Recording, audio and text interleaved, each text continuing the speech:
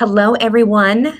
Hope everyone's having a great Friday. Thank you so much for joining us for another edition of the Dental HR Talk. So today we're going to be talking about a very hot topic, a topic that is unfortunately we didn't want to see. We didn't want this to happen again. We just went through going through the craziness of COVID when it first hit, and we're starting to see many practices taking measures just to keep everybody safe. So we're starting to see that they're closing restaurants early, or group fitness classes are being canceled, or even some provinces are actually temporarily closing down certain businesses for 2 weeks. So right now we're living in a phase of uncertainty, which is leading to a lot of what ifs or hypothetical questions that are popping up. And Olivia and I have been getting a lot of those questions right now, with practices just reaching out to see what are the next steps that they need to take to really protect their business, keep their patients safe, and keep their employees safe. So now, in preparation for a webinar that we're going to be hosting on November 29th, dropping that now so you can save the date, we want to come on here to talk about some of the questions that we've been getting and really dive into what's on the minds of those who are working in dentistry right now. So thanks, Olivia, for joining us today and for letting us put you in some the hot seat again and answering some questions for us. So the first question that I'd love to just kind of talk about here is, when it comes to procedural issues within a dental practice, what are some of the situations that we're seeing right now that are likely to continue in the near future? Yeah, for sure. It's definitely a hot topic right now. That's for certain. Some of the biggest questions that we've been getting lately all kind of center around, what if somebody related to the dental practice gets COVID-19 or gets a positive test result? So questions are usually, what happens if an employee tests positive? What happens if a patient is symptomatic? What happens if one of my employees' daycare facilities for their children is closed down and they don't have childcare? Or what happens when your employee's spouse is waiting on a COVID-19 test result? So these are all the hot topic questions that are on everybody's minds. And unfortunately, it's really hard to give just kind of, a hard and fast rule on any of these sort of questions, because the answers are really based on your specific region of practice. So we're going to dive into more of these questions and go through some case studies on November 29th, so that we can also talk about the general trends of what the initial procedures were back, when we reopened in May and June, and how they've shifted over time as a way to begin to envision what the upcoming trends are likely going to look like as we continue to move forward. Because at this point in time, I think a general trend analysis is probably the closest thing we're going to get to a crystal ball right now. So we're going to do everything we can to just kind of model how things have changed from the spring, what we adapted to over the summer and the early fall, and what we're going to prepare for in the winter and coming 2021.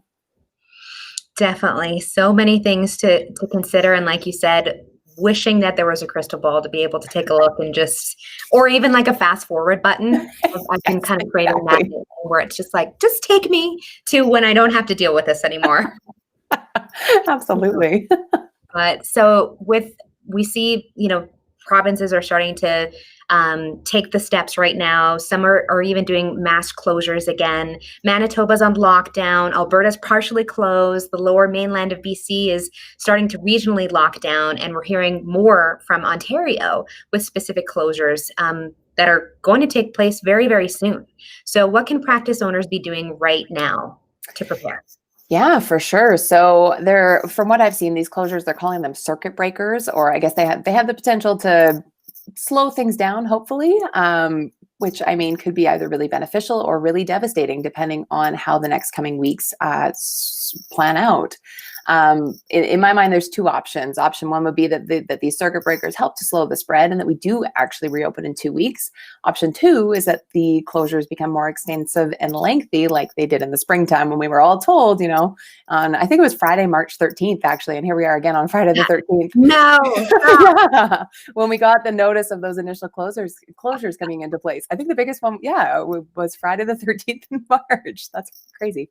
But everybody said back then that it was only going to be 2 weeks, and look at what happened, right? Wow. So as much as we want to believe that is the case, we got to be prepared for everything. So even with closures from other industries, so if we're not specifically closing dentistry, we still need to be mindful of how that's going to affect dentistry. So if patients are being laid off their jobs, they could potentially lose their benefits. They might have less cash flow, or they might try to prolong their time that they're putting between treatments. There's also a lot of people that are still scared and they don't want to do treatments right now that aren't absolutely necessary, which is totally understandable. Everybody has to cope with this in their own way, right? So, I mean, that means that dentistry could slow down again. So what we're trying to help the practice owners with is to figure out what sort of metric we're going to use to determine when you need to start actually laying off employees. Have you determined your cut order? Is it based on specific roles? Is it based on seniority? Are there any other factors that have been discussed within your team? Is there anybody that could start to work remotely to kind of ease that transition period? But overall, a slower economy is going to likely lead back to more layoffs, more time spent with your lawyer if you're not adequately prepared for the closures before they begin. Yeah, no, there's so many things to consider, right? Yeah. So, like you said, I mean, when we're summarizing it and we're looking at what can we be doing right now to be preparing for that second wave, you mentioned a few things about some things to consider, but what other pieces should we also take a look at? Yeah, so in my mind, it really comes down to two things here. With the initial closures, we're likely going to see some layoffs. So that makes me ask, do you have your crisis preparation plan ready to initiate at a moment's notice? But then we know that after a closure comes a reopening, which means that we need to look past the immediate devastation and get your rapid recovery plan ready so that as soon as you're given the green light or the economy is given the green light to reopen, that you're ready and prepared for it, because you've got to be able to hit the ground running. And at this point in time, if we're recovering again, you have to hit the ground running even faster than before to make up for all the lost time. So moral of the story is look past the initial sort of closures that we're looking at. Let's look 6 months down the line or 3 months down the line or 2 months down the line. Are you prepared for whatever way that this could turn, essentially? Yeah, no, I think you hit some really good points, because I know the first round when we were the initial shutdown, this was a first in my history books. Yeah. And so we were all just trying to adapt and trying to, essentially we were reacting to this scenario and what do we need to do, and, looking to be able to see what kind of support can we get for something that we've never gone through before. But now, fast forward 6, 7 months later, this is almost kind of a repeat scenario. So it's, like you said, it's having that playbook that we can't expect this is going to be a one and done, I've done that, my share of that history or that, situation that happened. Like you said, it's a crisis preparation. So whether that crisis is, 5 years, 10 years down the line, we have something else that comes our way that impacts our business, but we need to have those pieces in place. And that's the reason why we're hosting another webinar on November 29th to really help these practices be prepared for and if there is a closure. And then how do we reopen again? And then how do we future-proof our business? Because there's going to be other scenarios that are going to come our way, different curveballs that we just need to be prepared for, because our business, is dependent on it. And so how can we be proactive right now and not just wait until we get that 24, 48-hour notice to start thinking about it and putting those pieces in place? Because, that was stressful the first time. Yeah, I don't want to relive that. Now that we know that we don't have to relive it because we know what's coming, I think that's going to make a huge difference. Yeah. And also, just speaking to our webinar coming up on the 29th, if you have any specific questions, feel free to message us. You can throw them in the comments. We are an open book to more discussion opportunity at that point in time as well.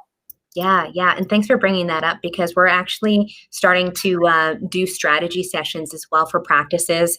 We've already started doing that earlier this week for some offices in clinics in Manitoba, clinics in Ontario, and many offices who are actually going through positive exposures of COVID-19 within the practice where they've had to close down for a few weeks. So we have these strategy sessions all ready to go to be able to work with you and figure out what are the proper measures that you should be taking right now. What kind of crisis preparation should you be doing? What are some things that you should have already in your toolkit to reopen? And then most of all, how do we mitigate our risk? So please, if you have any questions about anything like that, reach out to Olivia and I, or message us, put a comment, reach out on our website. There's multiple ways to reach us. You always see us every Friday here, so we're always here to answer your questions. So feel free to reach out to us at any time, and we would love to be able to do a strategy session with you on that.